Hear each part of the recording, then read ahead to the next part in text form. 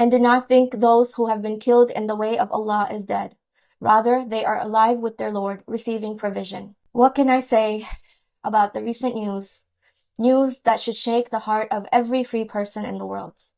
The US and Israeli regime have assassinated one of the most honorable Muslim leaders of our time, an 86-year-old man who was unwavering in his support for Palestine and the oppressed, while many so-called Muslim leaders normalized with Zionist occupation and were either silent or complicit in the genocide of Gaza.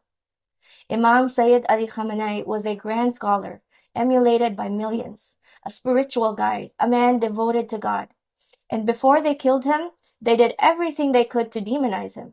Imam Khamenei was a man of God who stood tall against the imperialist and Zionist plot in the region.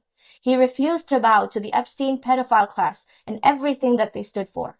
That is why so many people are confused whether to like him or hate him, asking questions in the comment sections, repeating what mainstream media feeds them, or whatever political figures tell them to. Imam Khamenei was martyred in the month of Ramadan while fasting, hungry and thirsty, in the timeless battle between good versus evil, truth versus falsehood.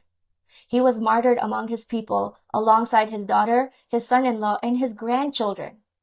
Imam Khamenei is from the bloodline of the Holy Prophet Muhammad and a descendant of Imam Ali, peace be upon them, who was also struck by a coward in the holy month of Ramadan, achieving martyrdom, which in Islam is the peak of success. What many do not realize is that Imam Khamenei was not just the leader of his nation. He was a spiritual guide for Muslims worldwide and a leading Shia Muslim religious authority, similar to the Pope in Catholicism, regarded for his jurisprudence, Islamic knowledge, and devotion to God. He publicly prayed for martyrdom, by achieving it in the month of Ramadan at the hands of what many consider the most wicked executioners of our time. Many Muslims believe this was God's acceptance of his lifelong sincere service to truth and justice.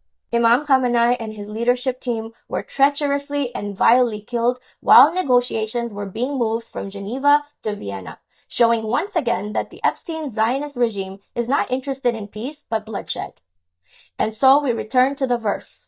They are not dead. They are alive with their Lord, receiving provision. And history will testify who stood for truth and who tried to bury it.